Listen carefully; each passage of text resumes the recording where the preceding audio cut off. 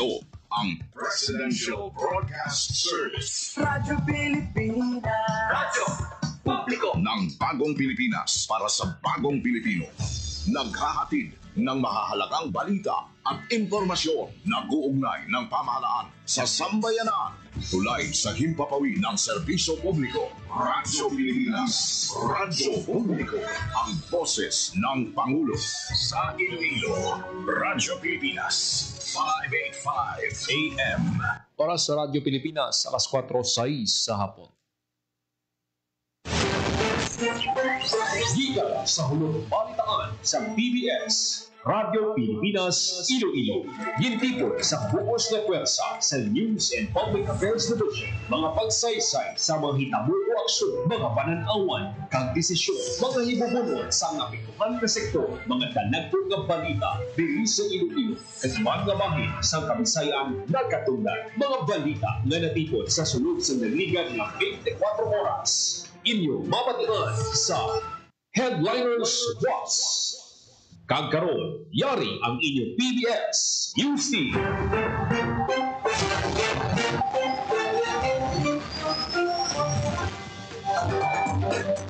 Maayong hapon, inyong Headliners Watch. Lunes, Agosto 18, 2025. Inyong inyo tagbalita, Joseph Paul ng Nesa Tarosa. Kagkaroon sa mga Pangulo, dinalaan. Mayor Raisa Trillanes nagapati nga pamulitika ang rason sa ginapalaptang issue sa RPT. Uswag Atipan Center sa City Hall handa na sa paghatag sang nagkalain-lain nga serbisyo sa pumuluyo.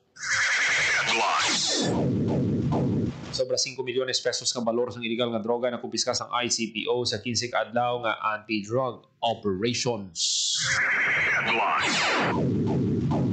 Kaso sa dengue sa probinsya sang Iloilo naglabot na sa masobra 3,800. Mga ahensya ng gobyerno tingog pwersa sa pagbulig sa mga nagpauling ng mga evacuee sa Bago City. Kagkaroon sa detalye na sa aton mga balita. Radyo Pilipinas. Radyo Pilipinas News. Sa Trillanes nagapati nga pamulitika ang rason sa ginapalaptang issue sa RPT. Detalye sang balita sa report ni Janelle Baclay. Radyo Pilipinas. Radyo Pilipinas. Report. Ang direktang epekto ang real property tax inflation rates ng syudad kundi pampolitika ginlamang ang rason sa pagkalaptas ng isyu.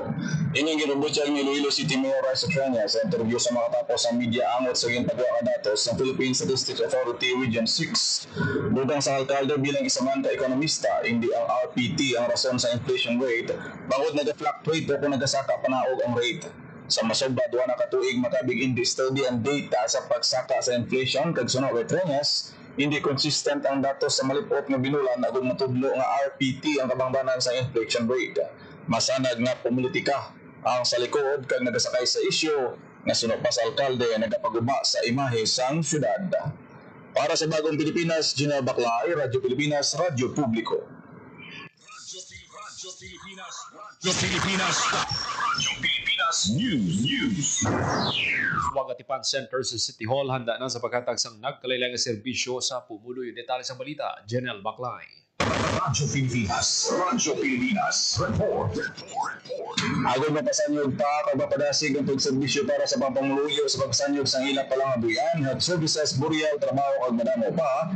Ginlonsar sa Iloilo City Government sa dalang ni Mayor Raisa Trillanes ang Uswag Atipan Center. Sa tubang sa mga punong barangay ginpakita sa alkalde ang masiging padasig ng sistema sa pagbulig sa mga pamuluyo sa syudad paagi sa gintukod nga Uswag Atipan Center.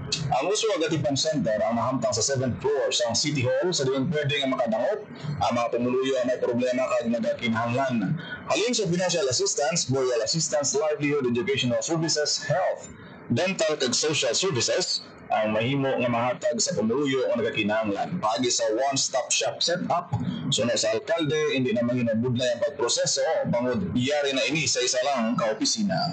Para sa Bagong Pilipinas, Janelle Baclay, Radyo Pilipinas, Radyo Publiko. Radyo Pilipinas. Radyo Pilipinas News. Labot sa masobra 5 milyones pesos nga balor sang shabu na kumpiska sang Iloilo City Police Office Sa ginpatikan nga 15 ka adlaw nga operasyon base sa datos sa Iloilo City Police Office sumarin Agosto 1 tubtob 15. 28 ka operasyon ang ginpatikan nga nagresulta sa pag-aresto sa 33 drug personality sa kabilugan, 5 ang high-value individual, 27 ang street-level individuals, kag isa ang ginaresto pagi sa warrant of arrest.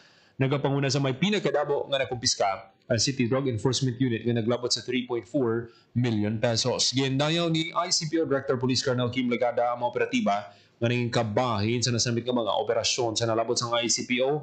Padayon ng kapulisan sa ilang mga anti-drug operations sa good maprotektahan ang pumuloy sa Iloilo City batok sa illegal na droga. Radyo Pilipinas. Radyo Pilipinas News. Nadakpan ang 25 anyos nga lalaki sa kabaybas operations ng Station Drug Enforcement Team sa San Enrique Municipal Police Station sa Barangay Cabugao Nuevo, San Enrique, Iloilo. Ang suspect kilala nga si alias Alog, kag residente sang ninambitan nga lugar na ko sa iya 9 grams ng shabu managabalor sang 61,000 pesos sa karon na sa kustudiya sang San Enrique Municipal Police Station ang suspect kag magapangatubang sang kaso nga paglapas sa Republic Act 9165 ukon Comprehensive Dangerous Drugs Act of 2002. Ang Iloilo Police Provincial Office nakatutok sa pagpabaskog sa kampanya batok sa illegal nga droga sa probinsya sang Iloilo. Radyo Pilipinas. Radyo Pilipinas News. Ang dengue sa probinsya ng Iloilo naglabot na sa masobra 3,800. Detalye ang balita sa report ni Marian Grace Ernieta. Radyo Pilipinas. Radyo Pilipinas. Report. Nagsaka na sa masobra 3,800 ang kaso ng dengue sa probinsya ng Iloilo sining nga tuig. Sa datos ng Iloilo Provincial Health Office as of Morbidity Week 32 o kung humanin Enero 1 tutub Agosto 9 sining nga tuig, nagsaka sa 3,888 ang kaso ng dengue sa probinsya kung sa diin 14 ang napatay. Kung ipaanggid sa pareho nga period sa 2024 nga may 5,856 na kaso, kag 16 nga napatay, nagmubo sa 34% ang kaso sa dengue sa probinsya sining nga tuig. Nagapanguna nga munisipalidad nga may pinakamadamo nga kaso sining nga tuig among Oton nga may 293 ka kaso, ginsundan sa San Joaquin nga may 230, Haniway nga may 203, Dumangas nga may 179, kag Leon nga may 179 man. Samtang sa 14 nga dengue fatality sining nga tuig, tig-2 ka dengue fatality ang na-record sa Pototan, Carles kag Balasan kag tig-isa naman sa Oton, Lambunaw, Sara, Concepcion, Tigbawan, San Rafael, Dueñas kag Dumangas. Samtang kalabanan sa nagka-dengue sa probinsya ang yara sa edad ng 1 to 9 years old. Panugyan sang Iloilo PHO sa pumuluyo nga padayon sa pagsunod sang 4S strategy kontra dengue. Ang search and destroy mosquito breeding sites, self-protection measures, seek early consultation kung may nabatsagan nga simptomas ng dengue, kag super fogging o spraying sa hotspot areas. Para sa Bagong Pilipinas, Marian Grace Aranyata, Radyo Pilipinas, Radyo Publiko. Radyo Pilipinas. Radyo Pilipinas News.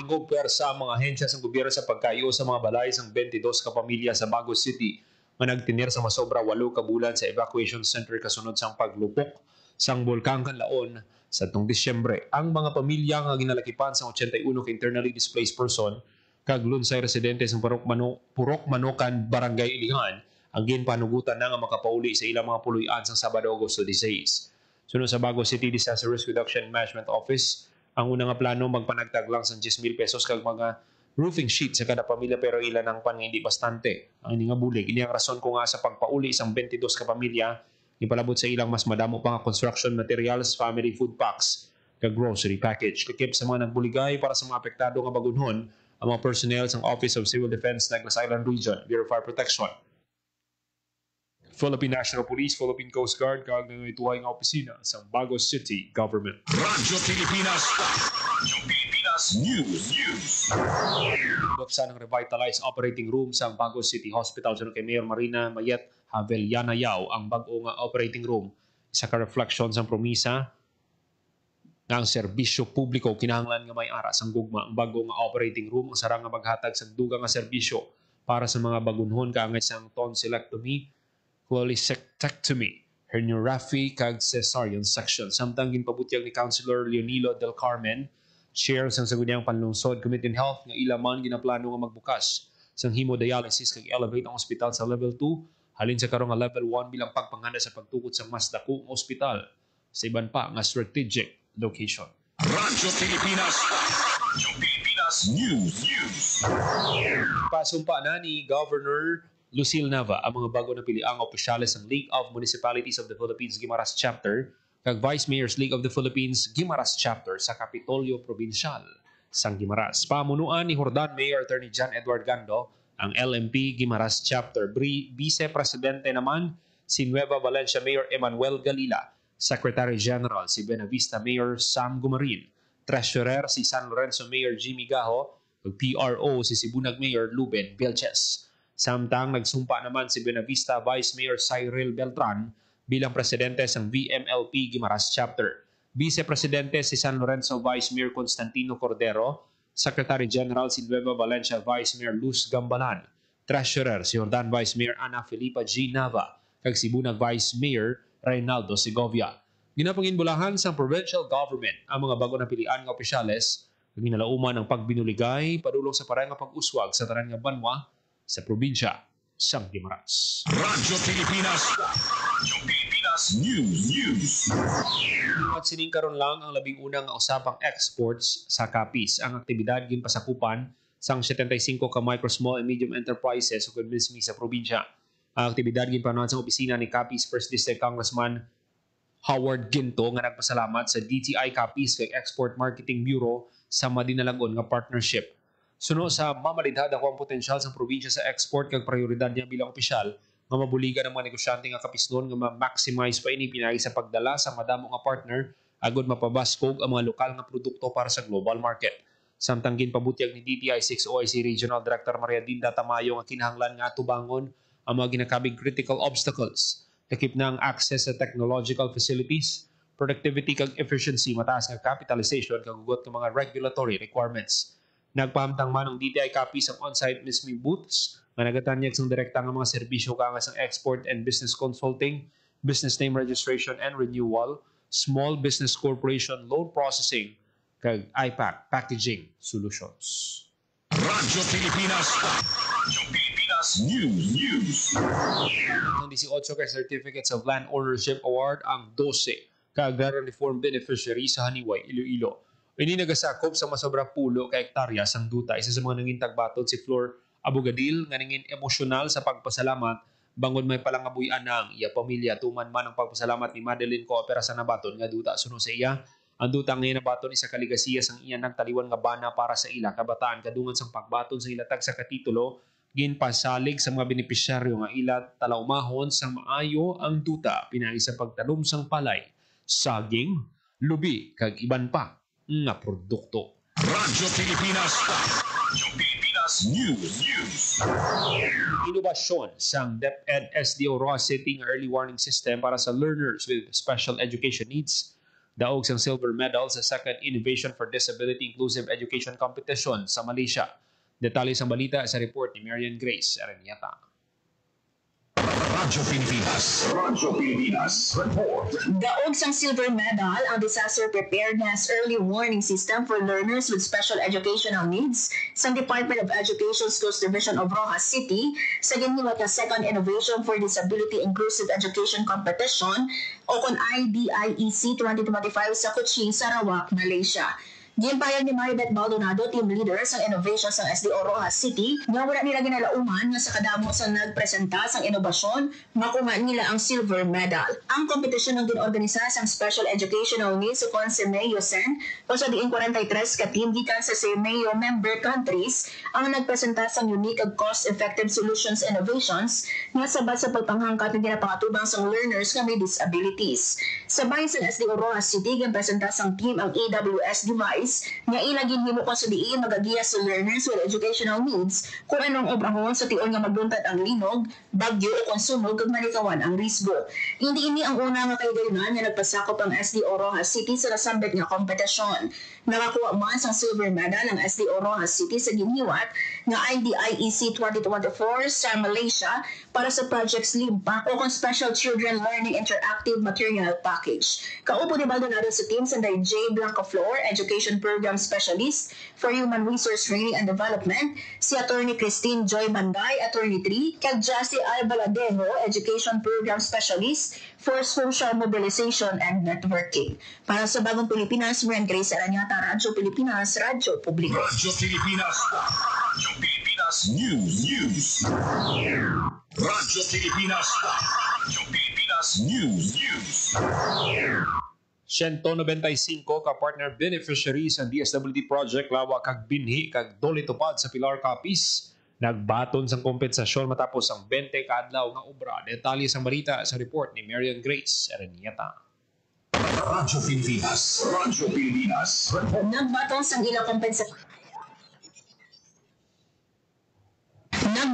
ila kompensasyon ang 195 ka partner beneficiaries ang Project Local Adaptation to Water Access o Kunlawa kag Breaking Insufficiency through Nutritious Harvest for the Impoverished o Bini sa Department of Social Welfare and Development kag tulong panghanapbuhay sa ating disadvantaged o displaced workers o tupad sa Department of Labor and Employment sa Pilar Capiz ang Damlaglang. Kada benepisyaryo ang nagbato sa 10,260 pesos na kompensasyon matapos ang 20 ka adlaw nga community work.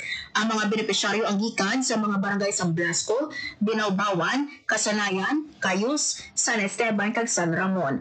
Gimpaidalom ang mga benepisyaryo sa community-based activities kapareho sa rehabilitasyon sa water irrigation systems, pagtukol sa communal gardens, mangrove production kag construction sa small farm reservoir nga makabulig sa pag-enhance sa local water access kag pagsiguro nga may food sources sa vulnerable communities. Para sa Bagong Pilipinas, Marian Grace Aranyata, Radyo Pilipinas, Radyo Publiko. Radyo Pilipinas. Radyo Pilipinas News. Radyo Pilipinas. Radyo Pilipinas News. Nag-donate sang dugo ang 250 ka pasinhon sa ginuwat nga ugyon para sa pasinhon. Dugo mo kabuhi ko bloodletting activity siring karon lang sa barangay. Panggi ang aktibidad ng ginorganisa sa lokal nga panguluhan kaupo ng Philippine Red Cross Iloilo Chapter kag Western Visayas Medical Center. Ang nakolekta nga dugo ay gastor kag handa nga gamiton sa mga magakinahanglan nga pasyente. Lakip sa nagbuylog sa bloodletting activity ang mga pumuloy sa barangay Panggi, Agdayaw, Mantulang, Gimati, Manit, Punong kag Kadilang kag personnel sa Bureau of Jail Management and Penology, Soko, Boy Scouts of the Philippines, Pasay City Associate Council, mga representante sang nanoytuay nga government organization, youth organization, kag civic organization. Radyo Pilipinas. Radyo Pilipinas News.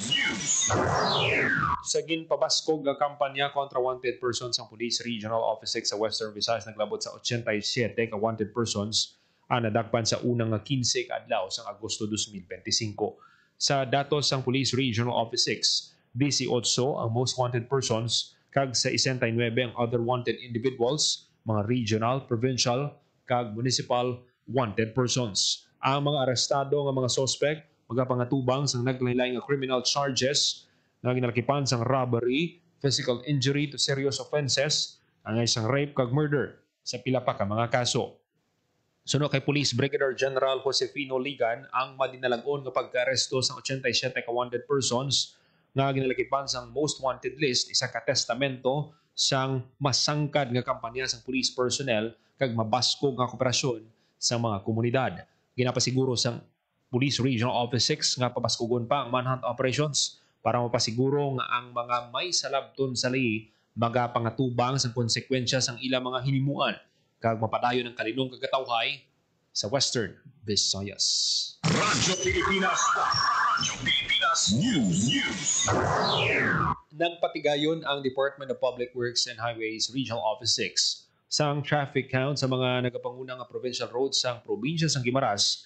Iniagod makita kung pilang kasaragyan ang nag-aagi kag kung anong dalan ang i-convert bilang national road. Ang traffic count among pag-isip sa masaragyan sa dalan sa pila ka oras o kung adlaw ginahimo ini agud masiguro ang insakto nga plano para sa pagpakayus ng dalan kag mas mapaayo pa ang koneksyon kag mobility sa tanan nga motorista kag residente. Nagsugod ang aktibidad sang Agosto 15 sa Piña Alagisok Road. Halin alas 6 ng aga tubtob alas 6 ng gabi kag padayon ini sa Piña Suklaran Road sa Martes kag sa Concordia Oracon Kanaway Road sa Miyerkules.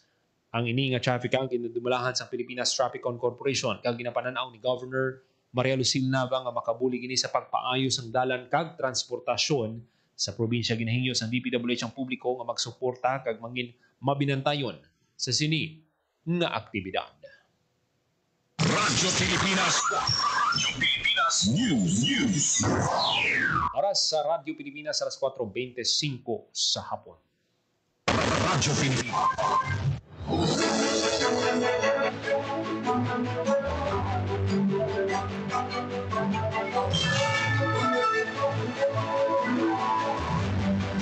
Kagabihan itong manatipon ng balita sa Pilipinas, Radyo Pilipinas Iloilo News Team. Lunes, Agosto 18, 2025. Para sa Bagong Pilipinas. Jim Central, Lunes, Araos, Bagong Pilipinas. Ang inyong tulay sa himpapawid ng serbisyo publiko, ang Presidential Broadcast Service, Radyo Pilipinas, Radyo Publiko. Radyo Pilipinas. Radyo Publiko. Kinilala ng pang-international at prestigyosong Asia Pacific Broadcasting Plus Awards 2025 para sa kategorya ng Government Streaming. Ito ay dahil sa epektibo nitong pagsasanib ng mga tradisyonal na media tulad ng telebisyon, radyo at print para masabayan ang mabilis na pag-inog ng mundo ng digital at social media tungo sa mas epektibong paghahatid ng mahahalaga at napapanahong mga impormasyon sa mamamayang Pilipino. Kinilala rin ang Radyo Pilipinas dahil sa patuloy na pag-akyat ng rating. Ngayon ay matatag sa pang-4 na pwesto sa Mega Manila ayon sa pinakahuling Nielsen Radio Audience Measurement Survey. At sa social media, nakamit ang mahigit 2,000% pagtaas ng bilang ng mga sumusubaybay sa Radyo Pilipinas page sa unang bahagi ng 2025. Patunay ito na ang inyong Radyo Pilipinas Radyo Publiko ay tunay na kaagapay ng inyong pamahalaan sa paghahatid ng serbisyo sa mga mamamayang Pilipino. Mula sa aming lahat, sa ngalan ng inyong pamunuan at mga kawani ng Presidential Broadcast Service, kasama ang inyong mga himpilan ng Radyo Pilipinas sa buong kapuluan. Maraming salamat po sa inyong lahat, sa inyong pagtangkilik at pagkilala. Radyo Pilipinas.